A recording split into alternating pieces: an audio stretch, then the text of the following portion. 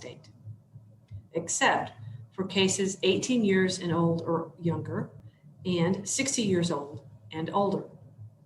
We will continue to investigate all of the cases in the latter two categories in an effort to reach the two priority populations. CDC recommends, those at high risk for poor outcomes and those who are at highest risk for being in a congregate setting, such as a school or long-term care facility. We'll also prioritize our contact tracing efforts to reach these same groups. This change is an effort to gather the most essential information quickly and keep the most vulnerable populations protected. This is a necessary step to strategically allocate our resources at this stage in the pandemic and is being done in many areas across the state. Contact tracing is a highly effective tool, but it does have its limitations, especially in a pandemic. As we've stated previously, conducting contact tracing during widespread community transmission, like we have right now, is not as effective as it is earlier in the pandemic and is when we are managing a traditional outbreak.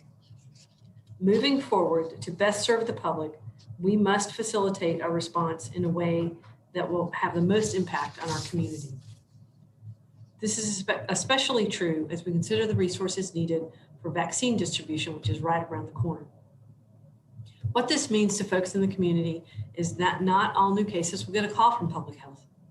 So we recommend that all positive patients immediately isolate upon learning of their positive test result and notify their close contacts of the need to quarantine. As we have said before, do not wait to receive a call from public health to start taking action. Additionally, anyone who gets tested for COVID-19, regardless of symptoms or reason for testing, should isolate until the results come back. We're also calling on our local medical providers who are offering COVID-19 testing to provide their patients with isolation and quarantine guidance so their patients can start following these immediately, much like they do every day for other illnesses.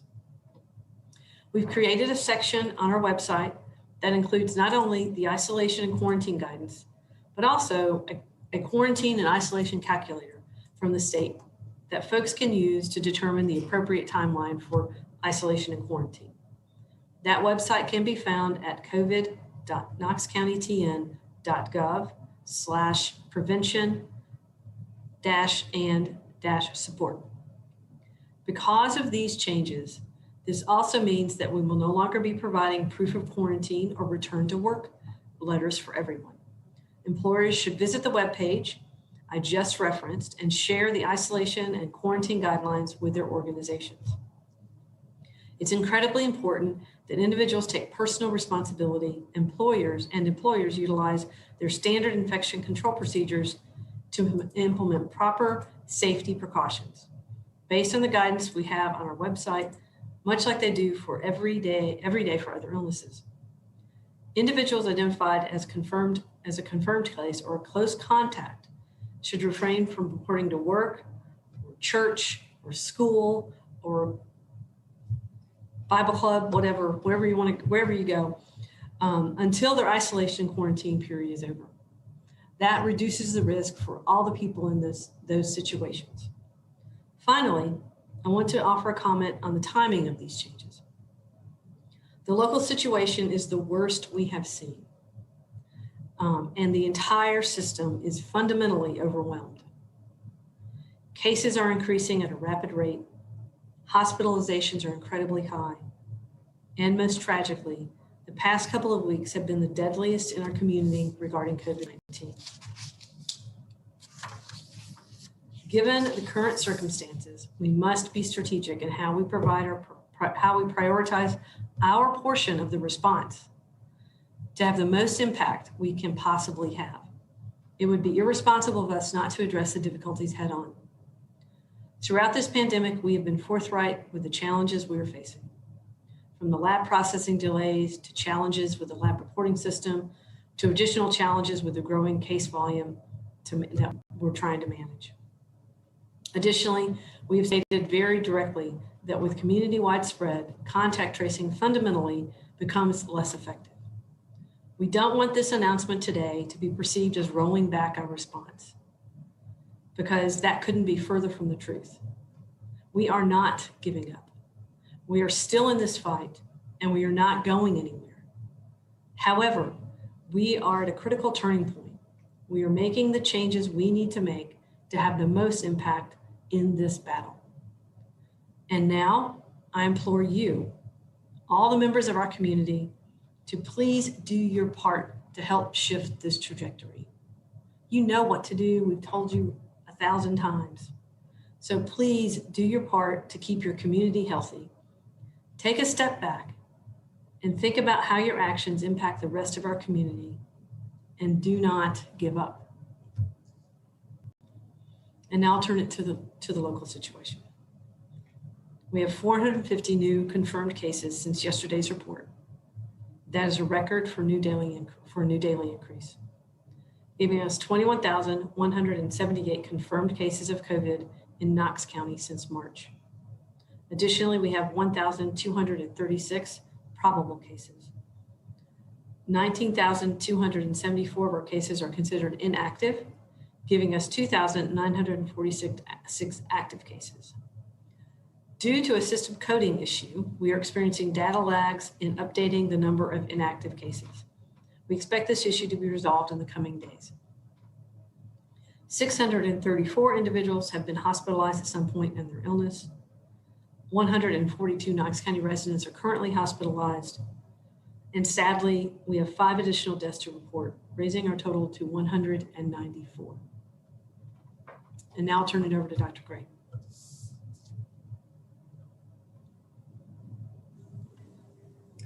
Thank you, Martha, and thanks for the opportunity to be here to represent the health systems. And again, it's always my pleasure to be a part of what the Knox County Health Department is doing and continue our collaboration in helping keeping the community safe.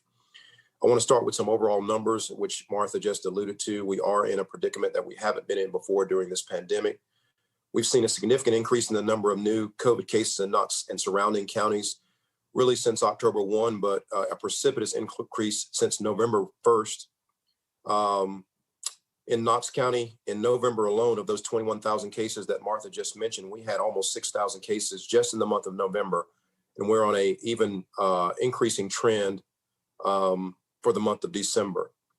Looking at Tennessee Hospital Association data, which is Knox and surrounding 10 counties, we've had over 14,000 cases in November. And again, we're on pace to break that record for December. The doubling of the test positivity rate has occurred since July, and nearly 50% increase in the test positivity rate since our last spike in September. We expect to see daily new cases to continue to increase secondary to the Thanksgiving holiday, which we're starting to see the impact of that this week, and the rest of the holiday season, which will extend through early January. As you know, hospitalizations follow new cases, and we're breaking new hospitalization records really on a routine basis. Yesterday, we had a new record with over 500 hospitalizations in our region, and another 77 of those patients with suspected COVID. We had a 10% increase in hospitalizations just over the weekend, and those hospitalizations, again, are expected to lag behind and climb through the new year, possibly into February. 22% of those hospitalized patients are in the ICU, with 53% of those in the ICU being ventilated. The demographics of these patients that are being impacted during this current spike over the last 2 months include those that are over 50 years old. That's where we've seen the most significant increase in the number of new cases and hospitalizations. The majority of those in the hospital that are in our acute care beds and also in our critical care beds are age 60 plus. I was not able to be with you last week, but as you know, on December the 2nd, last Wednesday, the Knox County Health Department indicated that our capacity benchmark went to red for the regional hospitals for the first time in the history of the pandemic. What that indicates is that the resources of the hospitals are being challenged, and I would say stressed, by our current inpatient volumes. While reaching the red benchmark is serious, first and foremost, we want to remind you that all of the hospital systems remain open, and we believe that it is safe to visit the hospitals should anyone need medical care. Again, Covenant Health, East Tennessee Children's Hospital, Tennova Healthcare and the University of Tennessee Medical Center continue to work collaboratively to keep our facilities open and to make them safe for our patients, our visitors, and our team members. We are continuing to segregate COVID patients from our non-COVID populations. We are continuing to limit visitation as we have in the past. We are continuing to wear masks as team members and require masks of our patients and visitors. And we believe that our testing capabilities and our PPE supplies remain adequate. Also, our health systems are continuing to work together to care for all patients in need, not just our COVID patients. If an individual or loved one needs medical care for situations such as heart disease, surgery, trauma, injuries, or other major illnesses, we stress for you not to delay seeking medical attention. Again, our hospitals are safe and they are open, and we welcome those without COVID to our facilities. As the number of COVID-19 cases continue to increase in our regions, we are pleading with everyone to do his or her part, as Martha has already emphasized today. While we are continuing to create surge space to meet the needs of our community, the health systems all are considering deferring non-essential procedures, just like you've seen at Ballot Health, and also as you've seen from the Vanderbilt announcement last week, deferring those procedures that require an overnight stay in order to create staff and capacity within our hospital systems to take care of all the community needs. Further deference of non-essential procedures may be needed in the future to create additional capacity and also to create staff. The community spread of COVID has had a significant impact on our staff, like it has many other essential community workers, with increasing numbers of our healthcare workers isolated or quarantined each day. We understand that many of you are experiencing COVID-19 messaging fatigue, but now more than ever, it is imperative for us to consider how our actions affect others. Keeping up with COVID-19 preventative behaviors will be beneficial not only to your health, but to the health of your neighbors. Therefore, again, as Martha has already emphasized, and as she has been emphasizing for the last 9 months, we are asking you to be in compliance with the 5 core measures: physical distancing, at least 6 feet, and not gathering in large social gatherings, wearing a mask or cloth face covering, practicing proper hand washing, cleaning and sanitizing high-touch surfaces, and staying at home when you are sick. And the last thing I just want to offer, really the same sentiment and word of encouragement that Martha offered. We have an opportunity to be victorious if we just would not allow ourselves to grow weary or become discouraged in doing what we know is right and what we know is good. We will emerge victorious if we do not give in. As Martha also mentioned, help is on the way. We are expecting our first doses of the vaccine to arrive on or shortly after December 18th, which will give us an opportunity to vaccinate our frontline workers, our healthcare providers. And shortly thereafter, we hope that a phased vaccine distribution and administration plan will be available for our community members in early 2021. I'll stop there and allow opportunities for questions. All right, thank you, Dr. Gray. We'll bring Dr. Buchanan back up. For those reporters in the Zoom meeting right now, please go ahead and submit your questions into that chat feature for either Dr. Gray or for Dr. Buchanan. First question we have is from Megan with WVLT. Have any hospitals needed to divert patients? If so, when and for how long? So again, I just make sure my mic is still on. We've all talked and had discussions about deferring non-essential procedures.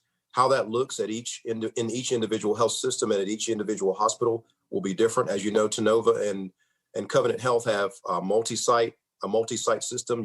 University of Tennessee Medical Center has one major hospital. I'll speak for our campus. We have, as of Monday, as of yesterday, begun deferring non-essential inpatient procedures. And again, those are non-essential people that the clinicians have deemed have illnesses or required surgery that can be deferred to a later date, not indefinitely. We are specifically targeting those patients that require an inpatient bed in order to create capacity for the other needs of our community. And also, we know that when we create that capacity, it also creates staff that can be used in a flexible way. And again, other health systems are making the same considerations. The next question we have is from Megan with WBLT. She asks, are any National Guardsmen being called into hospitals or other facilities in our area?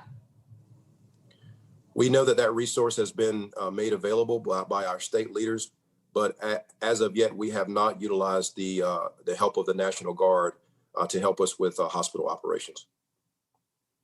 All right, the next question also from Megan with WVLT. Have any hospitals needed to utilize surge ICU beds? Well, and again, we'll use surge in quotes. Have we had to create new beds that aren't part of our traditional licensed bed number? The answer is yes. We're being creative in creating space within our hospital to accommodate our needs, whether they be critical care needs or acute care bed needs. And again, the fact that we're considering deferring non-essential procedures means that we're in a surge state at this point. Next question we have is from Annie with WBIR. Are these case increases the post-Thanksgiving surge? When did we start seeing those? Sorry, I was having to think and do a little math in my head. So yeah, this week is when we would anticipate seeing the post-Thanksgiving surges or increase in cases because we're far enough out from Thanksgiving for that. The next question we have is from Jeff with WATE for Dr. Buchanan. Can you clarify the process for self-notifying potential close contacts? If a person tests positive and they're not part of the contact tracing groups, who all should they call? Coworkers, restaurants where they might have eaten? So if you look at the close contact definition, it's somebody that you spent 15 minutes or more with, either all at once or cumulatively over a 24-hour period, whether you're wearing a mask or not, and within less than 6 feet of that person. So those are the people. So, somebody maybe you had lunch with, obviously your household contacts, if depending on what your work situation is, if your work doesn't allow for 6 feet of physical distancing, you might have to notify some of those folks. Things that people might not think about, like a meeting that you had at work where you're all around a conference table, and everybody was with less than 6 feet of each other, then those folks all need to be notified. If you went out to lunch with your work buddies or your whoever buddies, and you were within less than 6 feet of those folks for more than 15 minutes, you need to notify those people that you're a case. And they need to quarantine, which means they need to stay home and not go to work and not go out for 14 days. Quarantine guidelines have changed. 14 days is the maximum and ideal, or 10 days if they don't have symptoms, and 7 days if they don't have symptoms and they have a negative test. So that's why the calculator is really useful for you to be able to figure that out and for them to be able to figure that out as well. And I think one thing to keep in mind is that COVID-19 is a social virus. So that's how you're going to pass it to other people. It's really social interactions, social gatherings where people are getting close together and staying there for a while. And then of course, in your household, you're going to be within 6 feet for more than 15 minutes, usually with people in your household. The next question we have is from Annie with WBIR. The numbers today look very bad. Do you expect them to get worse or better over the next week? Well, if I were in predicting, I would say they're going to get worse. We expect them to get worse and then probably continue kind of in this upward trend through the holiday season and probably through the first of the year, unfortunately. So that's why it's so important that each of us does our part all the time to reduce that trend. Go ahead and prove me wrong. From Scott with Compass, with the change in contact tracing, will you begin releasing cluster information? No, that won't change. From Jordan with WTBC, Hamilton County's health department recently stopped posting hospital capacity numbers, saying they could be misleading. We'd like to know why Knox County makes that data available to the public. That was a decision we made in concert with our hospital partners. It's taken out of this reporting system that's used across the state, actually across the country, hospital resource tracking system. Each hospital puts their information in there. It is dependent on the hospital's reporting, and we've been very transparent. There are times when things happen and the hospital report doesn't get in there for various reasons. We work with them to correct that problem. And it's just a snapshot in time. It really is just telling you the situation at the time we pull the data out of that system. The next question we have is from Annie with WBIR for Dr. Gray. Have any hospitals already pulled back on normal operations like elective surgeries because of the surge? Please answer yes or no. Yes, as I mentioned before, I speak personally for the University of Tennessee Medical Center. We have begun deferring non-essential cases that require an inpatient stay, whether that's one night or an anticipated 5 nights. We have deferred some of those procedures already. The next question we have is from Vincent with the Sentinel. What is the Knoxville Hospital District occupancy rate? How many hospital beds, ICU beds remain open? And as Martha mentioned before, that number is really dynamic. And so even if I were to say a specific number right now, that number would likely be different by the time this conversation were over. Right now, we do have capacity in acute care beds, and we do have some capacity in our ICU. That fluctuates on an hourly basis, on a day-to-day basis, and it also fluctuates dependent upon the number of new cases, because when we see a spike in new cases like we have today, we can expect that there are going to be a predictable number of hospitalizations associated with that in the coming weeks. And so again, I push back and say we're continuing to partner with the community to do the right things to slow the spread of the disease so that we can continue to have capacity. And our benchmarks will be, as you know, updated tomorrow. The next question we have is from Annie with WBIR, also for Dr. Gray. Can you give a concrete example for what you mean when you say creating surge space? What does that look like? Beds in hallways, non-ICU beds turned into ICU beds? So there are levels of surge, and I would say we are in the earliest phase of surge. We're utilizing beds for routine patient care that may, for example, used to be recovery room beds. And this is just for an example, and it may not apply to all hospitals in the same way. So if those beds used to recover post-surgical patients, they may become acute care beds or they may become ICU beds, depending upon what the need is. There's certain facilities requirements for each bed to determine what that bed can become in the future. But we are now creating new spaces in our facilities to accommodate the surge in hospitalizations that we've seen over the last several weeks. And just to provide just a time check for everybody, we've about 6 minutes left. There's quite a few questions still in the chat feature. So we'll go through the questions that are currently in the chat feature with the last one from Annie with WBIR, just because that will likely take us right up to 1 o'clock. So the next question we have that's been submitted is from Annie with WBIR. To clarify the contact tracing changes, am I correct in understanding everyone over 65 and under 18 will still be contact traced along with everyone who public health is notified within 6 days of the test? It's correct with one exception. It's everybody 60 and older will be contact traced, not 65. And also from Annie with WBIR, this one's for Dr. Gray. On a scale of 1 to 10, how bad is this right now? Please use a number. Well, it's impossible to use a number, because if you had asked the same question back in July, we would have all chosen a number that was likely greater than 5, and it would not have allowed us room to accommodate what we're accommodating now. And if I say 10, then that means we can't do any more than we're doing right now. So I don't know the answer to that. It's the worst that we've seen during the pandemic. And I agree with Martha that I think it will become worse before it gets better, regardless of what we do. But in order to not make that impact protracted through the beginning of 2021 and into February, it's incumbent upon our community to adopt and adhere to the 5 core measures. Next question we have is from Jeff with WATE for Dr. Buchanan. We've heard KCHD mention 5 core actions consistently, yet cases continue to rise. Is that evidence of people not following the guidelines, or is there a limit to how well the 5 core actions can work? Well, the 5 core actions are not perfect. They slow transmission and reduce risk for passing COVID-19 to others. But I would say it's evidence that people are not consistently following the 5 core actions.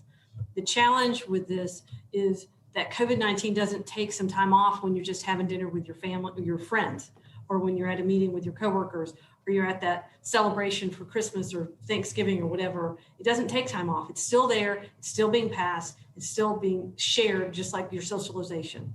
So That's the problem. COVID-19 requires us to rethink how we socialize and rethink how we do that and take steps to protect ourselves and the people that we socialize with.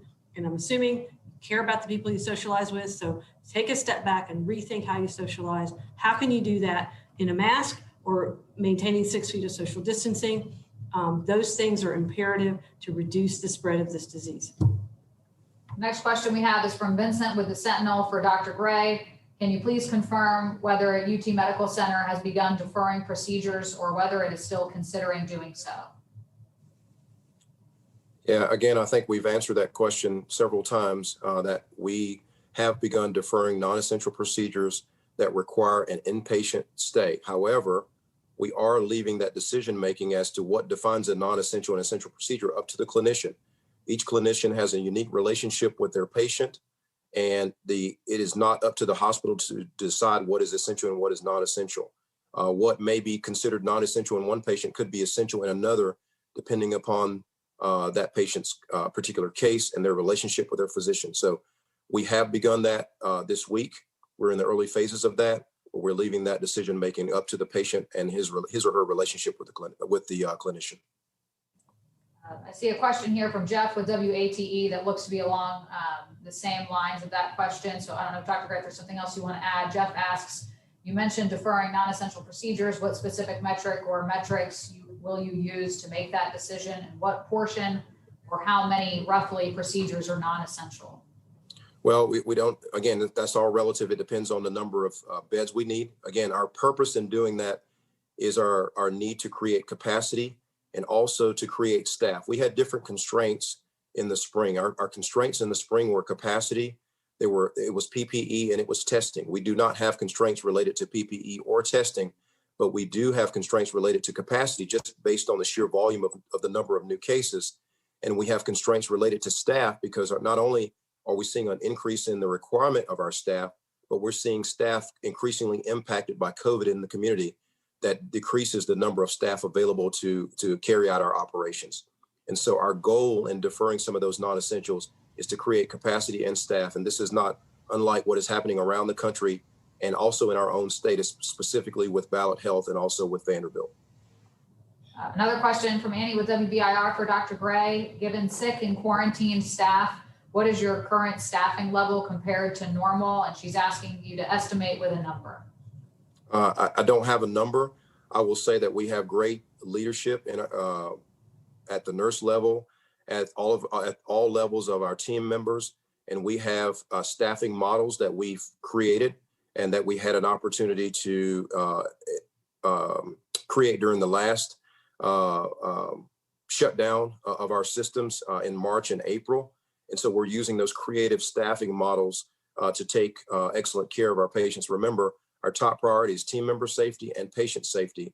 And there's no creating staff model that we will create that will compromise either one of those. All right, we have time for just the 2 more questions. They're both for Dr. Gray, both from WBIR. The first one is, are you looking at alternate care sites? If so, please elaborate on where. Currently, we are not looking at the alternate care site model. We believe that we have the capacity to meet the healthcare needs of our COVID and non-COVID patients here in our community. Again, it may require change in operations. It may require creative staffing models, but we do believe that we have surge capacity within our healthcare systems to take care of the needs of our community. And the last question, are any hospitals in Knox County using mobile morgues? And how soon do you expect to require additional morgue capacity in your hospital? I am not aware that any hospital in our region is using the mobile morgue model, and I am not sure when that need will present itself or if it will present itself. But again, we can mitigate that by partnering with the community to carry out the 5 core actions. All right, that is it for today. So thank you all for your time, especially Dr. Gray for joining us again.